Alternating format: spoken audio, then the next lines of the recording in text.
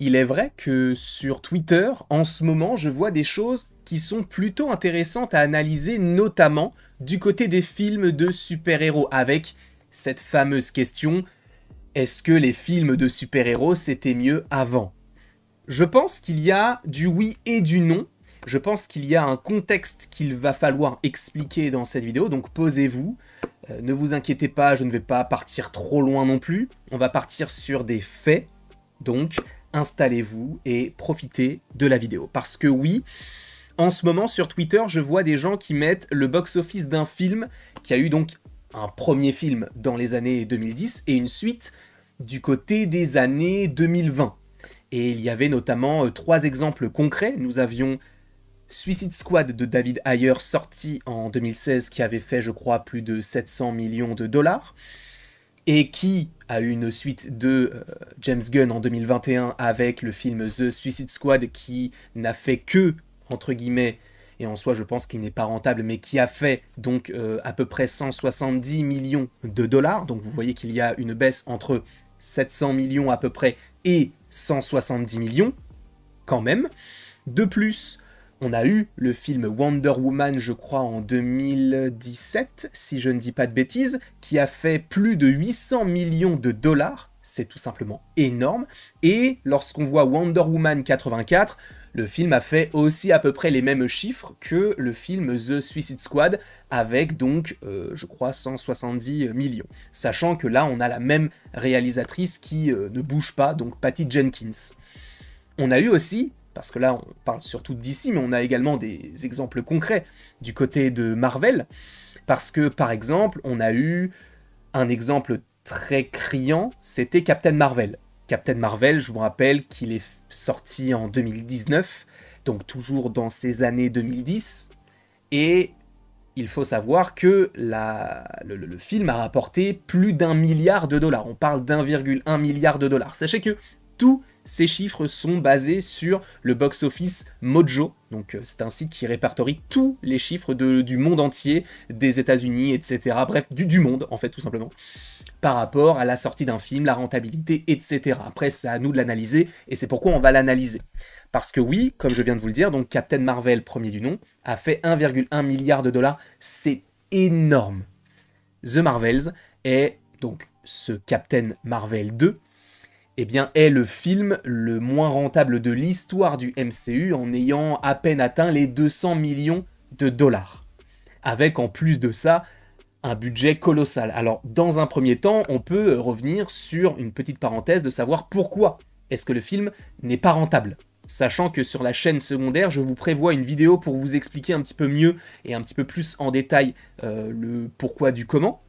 Mais en gros, il faut partir du principe que le film The Marvels a coûté, en coût de production et au niveau du tournage, à peu près 250 millions de dollars. Et en gros, pour faire très simple, pour atteindre le seuil de rentabilité, donc à un moment donné, on va atteindre un niveau qui va nous permettre de nous dire, bon, bah on n'a pas perdu d'argent et on n'en a pas gagné non plus, eh bien, il faut multiplier le budget du film entre 2,5 et 3 pour avoir ce seuil de rentabilité. Donc un film qui a coûté 250 millions de dollars, sachant qu'en plus de ça, la promotion est assez conséquente puisqu'on est du côté du MCU, on n'est pas sur un film tout petit de pâté, on va dire. Non, on est vraiment, et encore je parle de pâté, c'est une grosse production française, mais on aurait pu parler d'un plus petit studio. Par exemple, restons aux États-Unis avec A24, qui n'a pas forcément une grosse promotion et qui n'a pas forcément des films qui coûtent très très cher.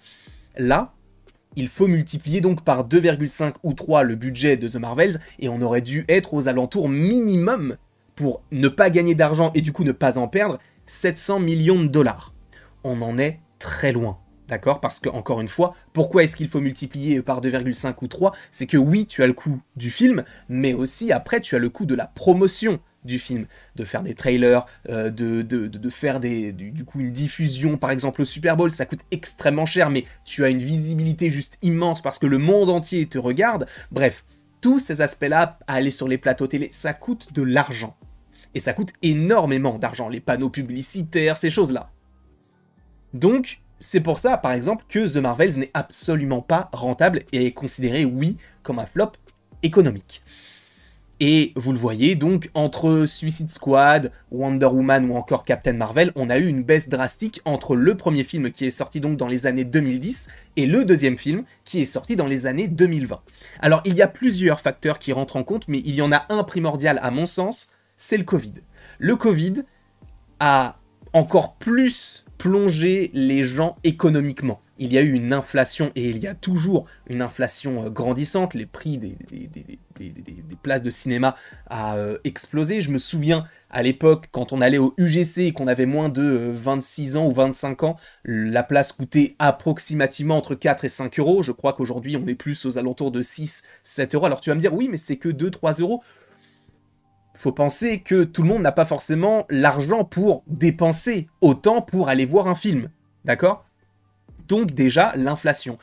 Le fait que le revenu ou les revenus des foyers n'ont pas forcément augmenté, même pas du tout augmenté, là où la vie coûte plus cher. Donc forcément, quand tu as un salaire et du coup tes dépenses, si tes dépenses eh bien, sont plus élevées que ton salaire qui ne bouge pas, bah forcément tu as moins d'argent pour faire les courses, ou du coup, logiquement, les loisirs, etc. Puisque là, c'est ça dont on parle. Alors je ne suis pas économiste, hein, je ne parle pas je n'ai pas de diplôme là-dedans, mais c'est juste une analyse qui paraît en soi par rapport au monde du cinéma un peu logique, c'est que oui, il y a eu une inflation de toute manière du côté du cinéma. Les prix coûtent plus cher. C'est pourquoi, par exemple, je vous recommande d'aller vous renseigner sur des cartes si vous avez la possibilité de le faire, en tout cas économiquement, et même si vous en avez l'envie. Je vous conseille fortement de prendre une carte parce que c'est illimité. Donc, au bout de 2-3 visionnages, en un mois, eh bien, tu as rentabilisé ton pass. Donc, moi, je vous conseille ça. Après, vous faites ce que vous voulez. Mais donc, oui, on a eu une baisse énorme parce que on a eu le Covid. Donc, déjà, tout coûtait plus cher. Ok ? En plus, lors du Covid, même si c'était déjà prévu avant, mais c'est là où il y a eu l'avènement de tout ça, on a eu les plateformes de streaming. Netflix était déjà bien implanté depuis, je crois, depuis pas mal de temps, mais en tout cas en France, peut-être, 2018, peut-être 2017. Je sais qu'on avait eu Stranger Things, notamment, qui était sorti en 2016, donc peut-être qu'on l'avait déjà depuis 2016, mais bref, on a Netflix qui était avant le Covid. Durant le Covid, on a eu le lancement de Disney+. On a eu, alors Prime Video, je ne sais plus si c'était juste avant ou un peu après, mais on a eu Prime Video. On a eu Paramount+. On a eu tous ces projets-là de streaming où on te vendait, pareil en fait qu'un pass pour le cinéma, un abonnement où tu as la possibilité de regarder tout ce que tu veux, sans bouger de chez toi.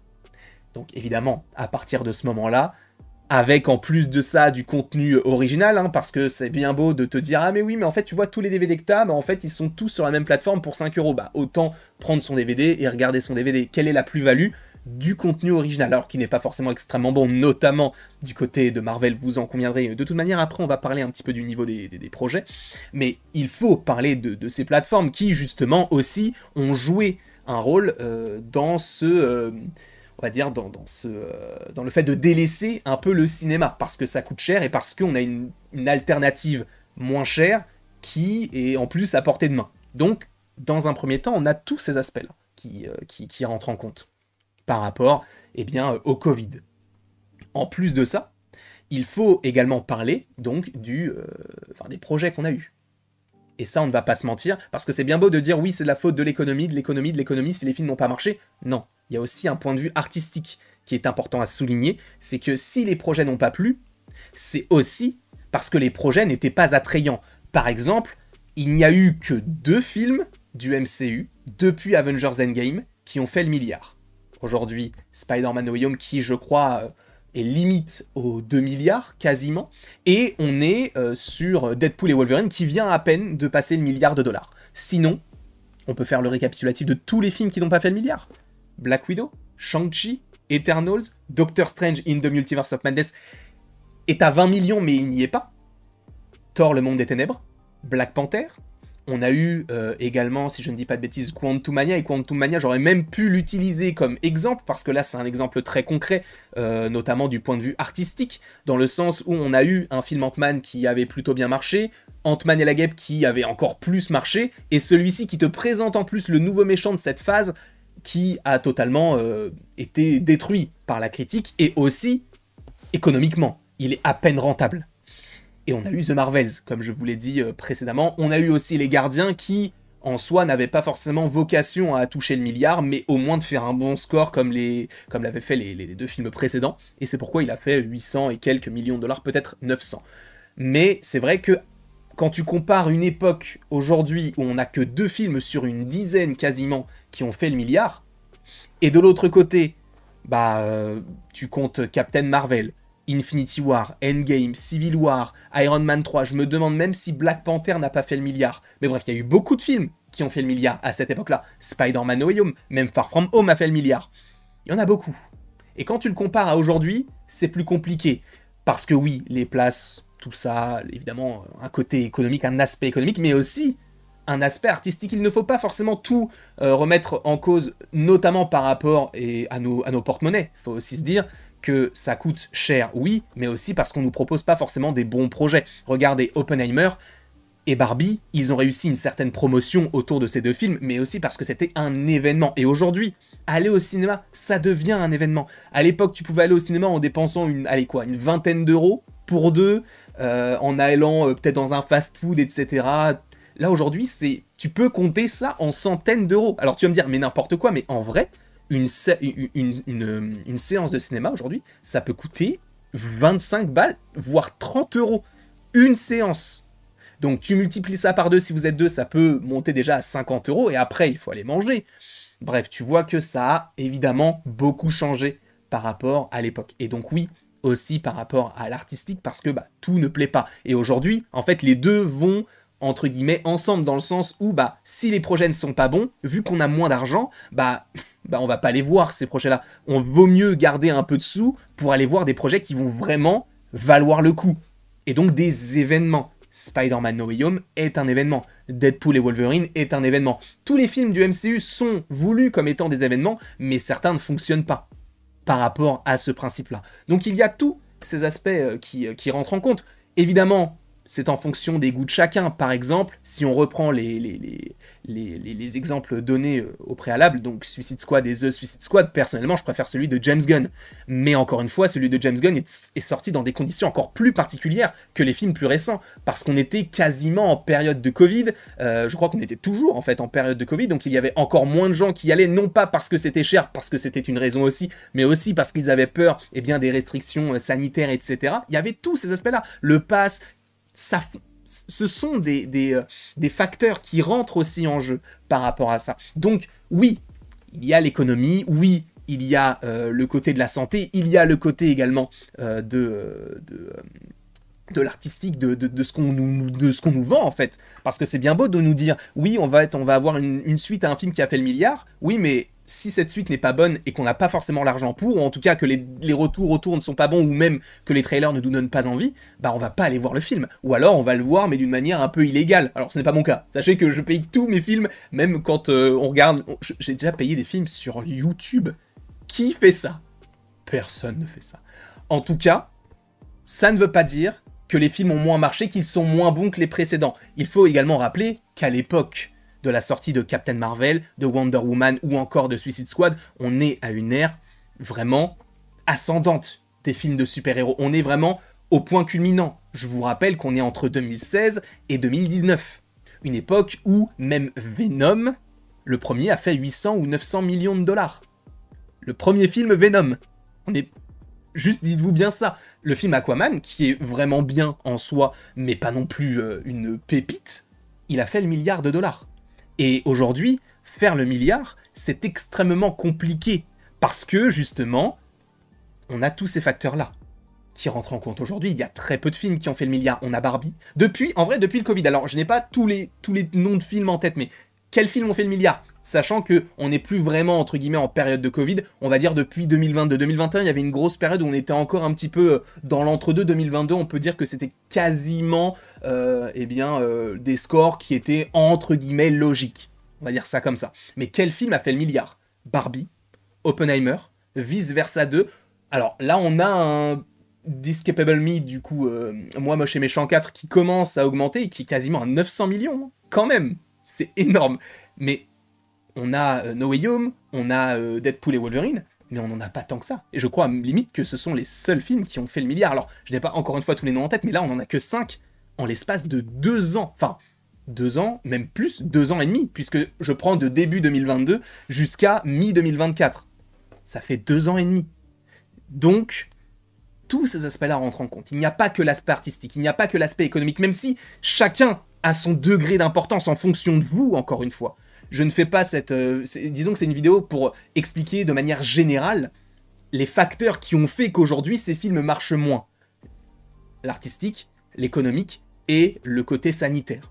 En tout cas, je ne sais pas ce que vous en pensez, désolé, ça a peut-être été une vidéo un petit peu différente de ce qu'on peut faire d'habitude, et même peut-être que vous ne l'avez pas regardé du tout, et à ce moment-là, pourquoi est-ce que je dis ça, puisque si vous êtes là, c'est que vous l'avez regardé. En tout cas, je vous remercie beaucoup, n'hésitez pas, sincèrement, à me donner votre avis concernant cette question de est-ce que c'était mieux avant, ou est-ce que c'est le contexte qui fait que, justement, aujourd'hui, les films marchent moins, mais sont pas forcément moins bons.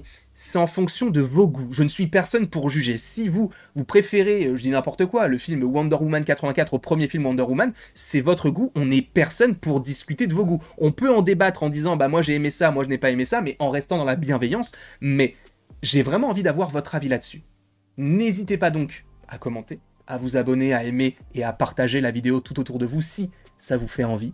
Et après tout ceci, il ne me reste plus qu'à vous dire à la prochaine pour la prochaine. Et j'ai oublié d'appuyer sur le bouton. Là, c'est mieux, avec ce petit merci d'avoir regardé la vidéo.